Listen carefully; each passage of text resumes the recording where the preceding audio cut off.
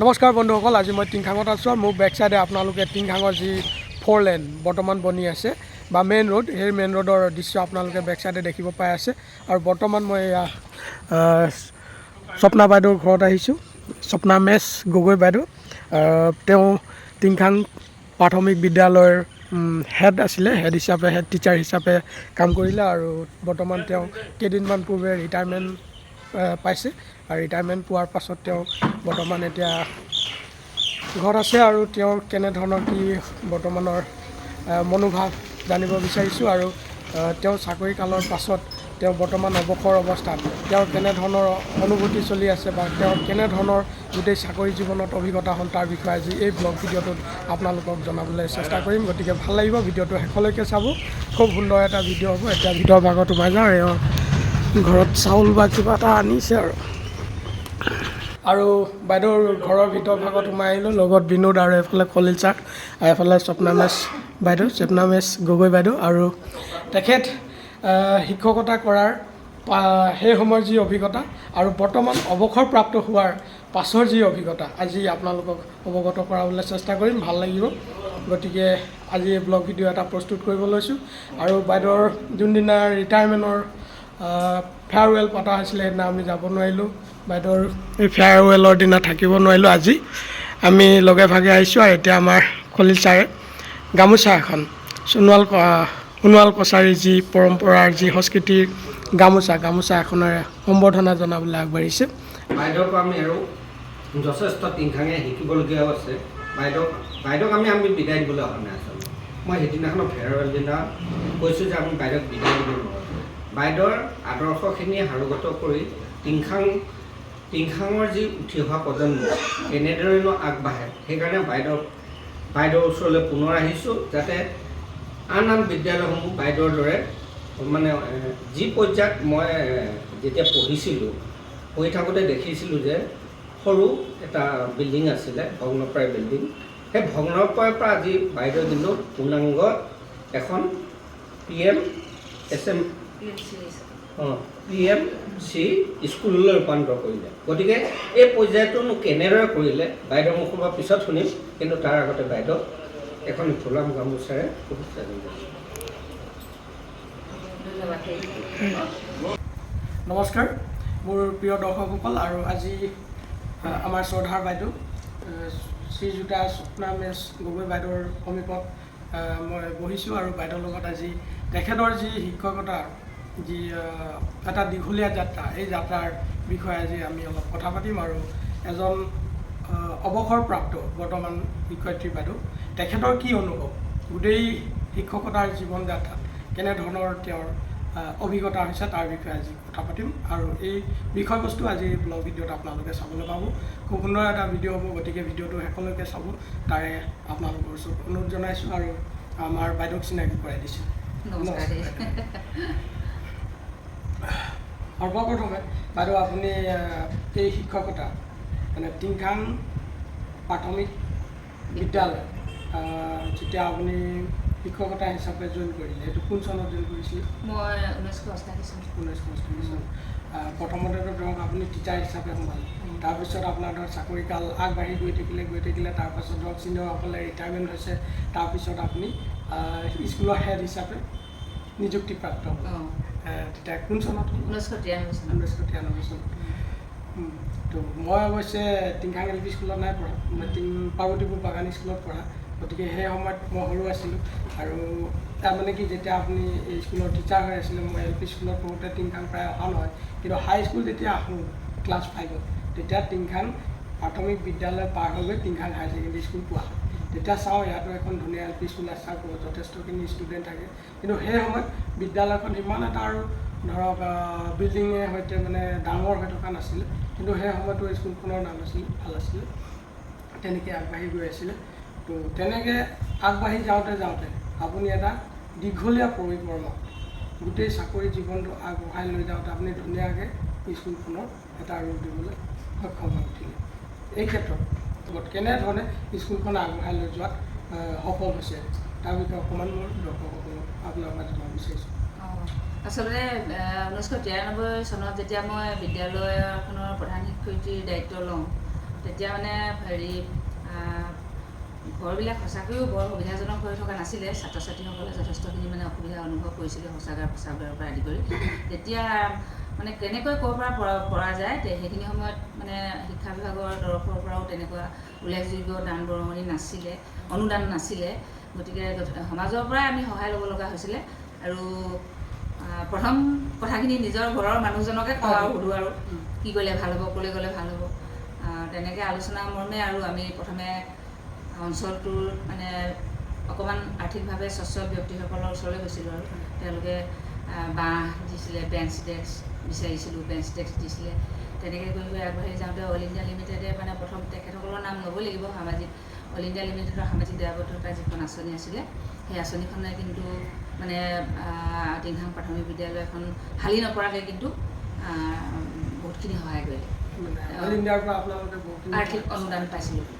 5,000ৰ পৰা আৰম্ভ কৰি আৰু 5,000, 15,000, 5,000, 8,000, 15,000 একেবাৰে মানে 2002 চনত তেওঁলোকে প্ৰথমটো টিংখাং প্ৰাথমিক বিদ্যালয়ৰ পকী মানে ঘৰ অল ইণ্ডিয়া লিমিটেড দুলীয়াজানে আগবঢ়াইছিলে 2 লাখ টকা, যিটো বৰ্তমান মানে পুথিভঁৰালৰ কোঠালি হৈ আছে। ইয়াৰ পিছতে সৰ্বশিক্ষা অভিযান মিছনৰ মানে আগমন ঘটিল আৰু আমাৰ বিদ্যালয়ৰ শিক্ষকৰ সংখ্যাও 2-এজনকৈ লাহে লাহে বৃদ্ধি পাবলৈ ধৰিলে আৰু ছাত্ৰ ছাত্ৰীৰ সংখ্যাও বৃদ্ধি পাবলৈ ধৰিলে। আৰু ছাত্ৰ ছাত্ৰীৰ সংখ্যা অনুপাতে যেতিয়া মানে অতিৰিক্ত শ্ৰেণীকোঠা আৰম্ভ হ'ল, তেনেকৈ মানে আমি ভালেমানকেইটা অতিৰিক্ত শ্ৰেণীকোঠা পাবলৈ সক্ষম হ'লোঁ। লগতে আৰু এটা কথা সুধোঁ, এতিয়া কিছুমান প্ৰাথমিক বিদ্যালয় বা LP স্কুল আছে যিবিলাক গাঁৱত বন্ধ হৈ 2খন বা 3খন স্কুল লগ লাগি এখন স্কুল চৰকাৰে কৰিছে, যিহেতু ষ্টুডেণ্টৰ অভাৱ হৈছে। তেনেকুৱা অৱস্থাত আপোনাৰ বিদ্যালয়তো যথেষ্ট ষ্টুডেণ্ট আছে, কিমান আছে বাইদেউ এতিয়া টোটেল? মই এৰি অহাৰ সময়ত 362জন হৈছিলে। এতিয়া মানে এইকেইটা দিনত একেবাৰে মানে এইটো 24-25 শিক্ষাবৰ্ষৰ টোটেল কিমান হ'লগৈ মই এতিয়াও লোৱা নাই তথ্যটো, কিন্তু 362জনত মই মানে অংশগ্ৰহণ কৰিছোঁ। তো ইয়াত মানে কি মন কৰিবলগীয়া বিষয়বস্তুটো এইটো হৈছে, কিছুমান স্কুল বন্ধ হৈ গৈছে। কিছুদিন আগত মৌচাদামৰ প্ৰাথমিক বিদ্যালয় বন্ধ হৈ গ'ল, পাৰ্বতীপুৰ চাহ বাগিচাৰ যি প্ৰাথমিক বিদ্যালয় সেইখনো উঠি গ'ল। তেনেকুৱাকৈ অসমৰ বিভিন্ন মানে ধৰক প্ৰাথমিক বিদ্যালয় ষ্টুডেণ্টৰ অভাৱত বন্ধ হৈ গৈছে।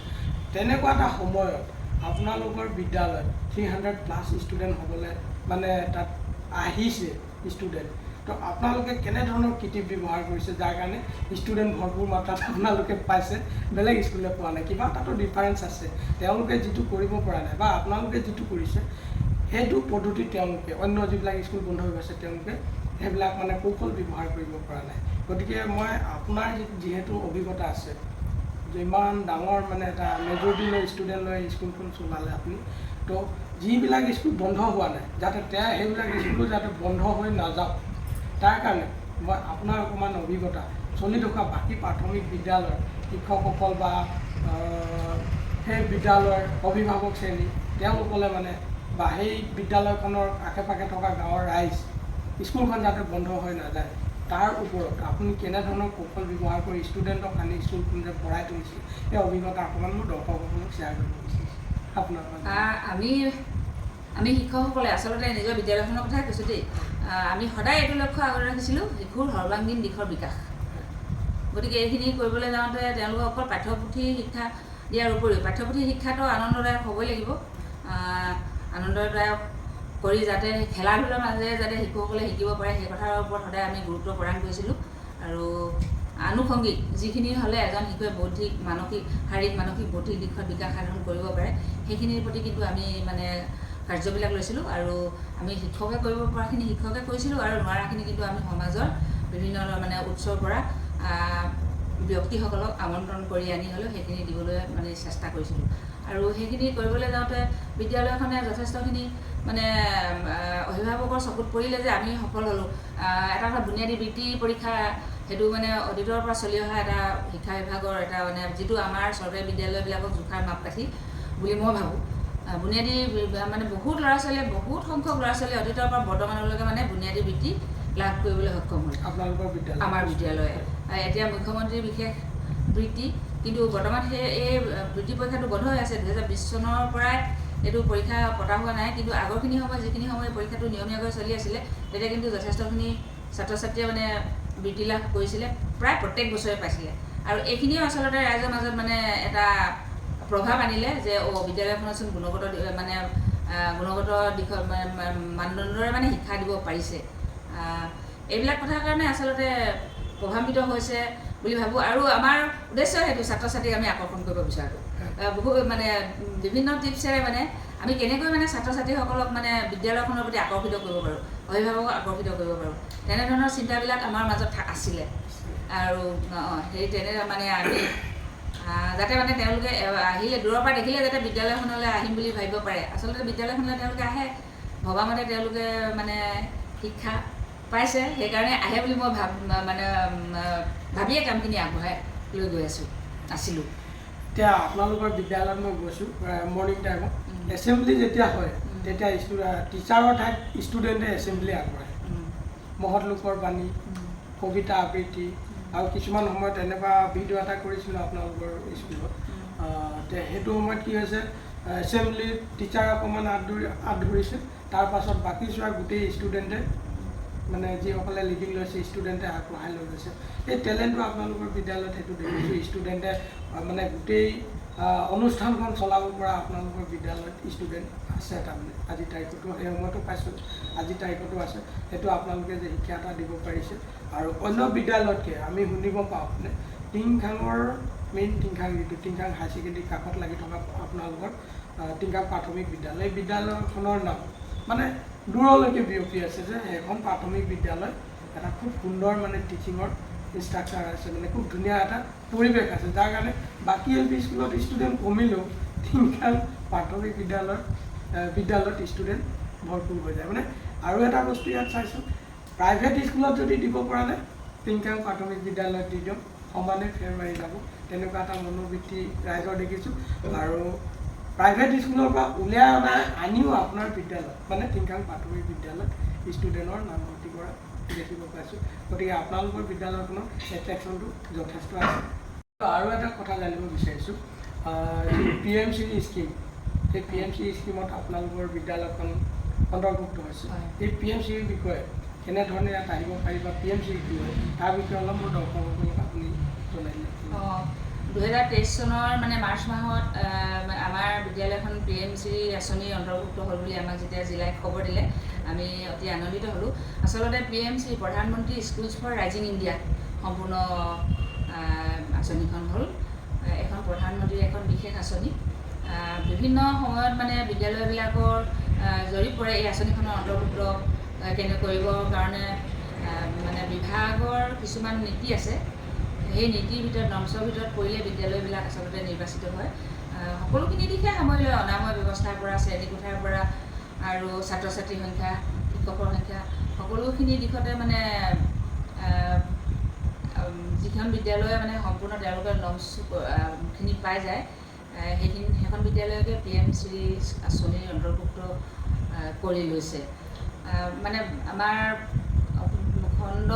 যি খণ্ড কাৰ্যালয় আছে সেই কাৰ্যালয়ৰ ধৰক আমাৰ সমন্বয়কসকল আছে, সমন্বয়কসকলে নিজৰ নিজৰ মানে ক্লাষ্টাৰটোৰ ভিতৰৰ বিদ্যালয়বিলাকৰ তথ্য পাতিবিলাক তেখেতসকলে যোগাৰ ধৰি থাকে, মানে প্ৰধান শিক্ষকৰ পৰা লৈ ফটোৱে হওক বা অন্যান্য তথ্যই হওক, সেইখিনি আমি কৰি আছিলোঁ।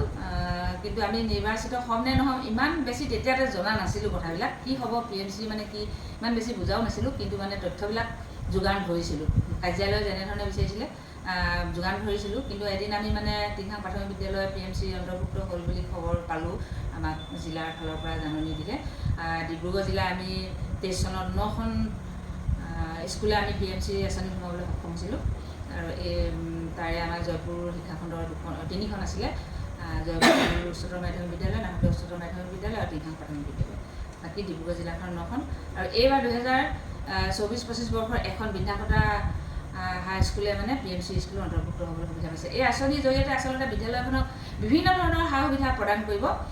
আৰম্ভ হৈছিলে, আৰম্ভ হোৱাৰ মানে অকণমান সামান্য এটা কেইটামান কামৰ পিছতে মই অৱসৰ ল'ব লগা হ'ল, কোনো কথা নাই। কিন্তু আঁচনিখন যে বিদ্যালয়খনৰ অন্তৰ্ভুক্ত কৰাব পাৰিলোঁ আমি সকলোৱে লগ লাগি, সেই কথাটো মানে মোৰ সদায় এটা ভাল লাগি থাকিব। ইয়াত নিশ্চয় মানে বিল্ডিঙৰ পৰা আৰম্ভ কৰি বাউণ্ডেৰী ৱাল, বিল্ডিং আৰু ছাত্ৰ ছাত্ৰীৰ বহা, পাঠ্যপুথিৰ পৰা গোটেইখিনি ব্যৱস্থা সুন্দৰ হ'ব। এতিয়ালৈকে মানে মই যিমানখিনিলৈকে জানিব পাৰিলোঁ প্ৰাথমিক বিদ্যালয়বিলাকক মানে 1 কোটি টকাৰ অনুদান মানে প্ৰদান কৰিব, মানে ডাঙৰ পুঁজি এটা পুঁজি এটা দিব। পুথিভঁৰালকে আদি কৰি আপোনাৰ পিছৰ যিজন হ'ব তেওঁৰ কাম বাঢ়িব কাম বাঢ়িব। বিদ্যালয়খন বৰ সুন্দৰ হৈ উঠিব কাৰণ ইমান ডাঙৰ পুঁজি এটা পাব যেতিয়া আপোনাৰ যিখিনি কাম থাকি গ'ল এতিয়া কৰি বহুতখিনি আগবঢ়ালে কিন্তু যিখিনি থাকিল সেইখিনি এই আঁচনিৰ যোগেদি সম্পূৰ্ণ হৈ উঠিব বুলি আশা কৰিব পাৰি তাতো মানে হেৰি আমি তাতো পৰিকল্পনা লাগিব মানে আঁচনিখন দিব অনুদান দিব যাতে মানে সকলোৱে বৰ্তমানৰ পৰিচালনা সমিতি আৰু সমাজৰ সহায় যদি নিশ্চয় বিচাৰিব আমি ক'ত কেনেকৈ কৰিলে অধিক সুন্দৰ হ'ব সেইখিনি সকলোৱে লগ লাগি মানে আলোচনা কৰিব লাগিব আৰু যাতে মানে সঠিক ব্যৱহাৰ হয় আৰু ভাল প্লানিং এটা হ'ব লাগিব আৰু সঠিক ব্যৱহাৰ হ'ব লাগিব তেতিয়া সঠিক ব্যৱহাৰটো হ'বই কিন্তু মানে সেই আৰু শুদ্ধ ঠাইত হ'ব লাগিব কেনেধৰণে পৰা যায় এইখিনি এই আঁচনিখনে বিদ্যালয়খনক আৰু মাত্ৰা মানে উন্নতিত মানে আৰু মাত্ৰা প্ৰদান কৰিলে আৰু আগবাঢ়ি যাব আৰু শেষত আৰু এটা কথা সুধো বাইদেউ আপোনাৰ ধৰক টিচিং কৰি থকা সময়ত আপুনিতো বহুত ব্যস্ত আছিল এতিয়া আপুনি অৱসৰ হ'ল তো ঘৰত থাকি কেনেকুৱা অনুভৱ হৈছে ঘৰতো থাকিবলৈ মানে স্কুললৈ যাব লাগে নেকি কেতিয়াবা পাহৰি স্কুল যাওঁ বুলি ওলাই পৰে নেকি নাই সেইটো বাৰু হোৱা নাই বহুত দিনৰ পৰা মই মানসিকভাৱে প্ৰস্তুত হৈ আছিলোঁ যে 2024 চনৰ মই অৱসৰ গ্ৰহণ কৰিম আৰু মনটো বেয়া লাগিব বেয়া এতিয়াও লাগে চকুপানী শুকোৱা নাই মানে সেইখিনি সময়ত আলি ফালি দি ল'ৰা ছোৱালীবিলাক গৈ থাকিলে বেয়া লাগে মানে এৰি আহিলোঁ আৰু এইটোও নহয় যে মই স্কুলখনলৈ যাব নোৱাৰিম পাৰিম নিশ্চয় মই যাম আজি মই 31 তাৰিখে অৱসৰ গ্ৰহণ কৰিছোঁহে এইকেইটা দিন মাজতে গৈছোঁহে যোৱা 6 এপ্ৰিল তাৰিখে ৰাজহুৱাভাৱে মানে বিদায় বুলিয়ে কৈছোঁ আৰু বিদায় সম্বৰ্ধনা জনালে সেই লৈও ৰাইজৰ কৃতজ্ঞ ইমান মানে সুন্দৰভাৱে তেওঁলোকে মোক মানে ময়ো কৃতজ্ঞ আৰু তেওঁলোকে মোক মৰম দিয়াৰ কাৰণে যাম এতিয়াও যাম কিন্তু বেয়া লাগে এটা অভ্যাসৰ সামৰণি হয় ঘৰখনত বহুত কাম আছে পৰিয়ালটোত বহুত সময় দিব লগা আছে কিন্তু তথাপিও এইটো কথা স্বীকাৰ কৰিব লাগিব যে বেয়া লাগে যাবলৈ মন যায় বেছিখিনি চিন্তা মানে বিদ্যালয় কেন্দ্ৰিক হৈ পৰিছিলেতো সেইকাৰণে বেয়া লগাটো স্বাভাৱিক লাগিব 2024 চনৰ 31 মাৰ্চ তাৰিখে অৱসৰ প্ৰাপ্ত হ'ল আৰু এই বছৰ এপ্ৰিল মাহৰ 6 তাৰিখে বাইদেউ ৰাজহুৱাভাৱে সকলো অভিভাৱক শিক্ষক শিক্ষয়িত্ৰী হৈ মানে স্কুলৰ পৰা মানে বিদায় অনুষ্ঠান এভাগি আয়োজন কৰি বাইদেউ বিদায় দিলে আৰু বিদায় বুলি ক'ব লাগিব নেকি বাইদেউ মানে আনুষ্ঠানিক পদবীটোৰ পৰা বিদায় তো বাইদেউ পদবীৰ পৰা বিদায় দিলে হ'লেও বাইদেউৰ স্কুলখনৰ লগত আত্মা জড়িত হৈ আছে গতিকে আপুনি ঘৰত থাকিলেও স্কুলৰ সময়ত আপোনাৰ মনটো স্কুলৰ ফালে যাব স্কুলিং টাইম মানে বাইদেৱে যিমান দিন শিক্ষকতা কৰিলে শিক্ষয়িত্ৰী হিচাপে হেড টিচাৰ হিচাপে দায়িত্ব পালন কৰিলে সকলোবিলাক জানিবৰ কাৰণে আহিলোঁ আৰু তেওঁৰ যি শিক্ষয়িত্ৰীৰ মানে যি কাৰ্যকাল সেই কাৰ্যকালত কেনেধৰণে বিদ্যালয়খন আগবঢ়াই লৈ গ'ল তাৰ বিষয়ে অলপ জানিব চেষ্টা কৰিলোঁ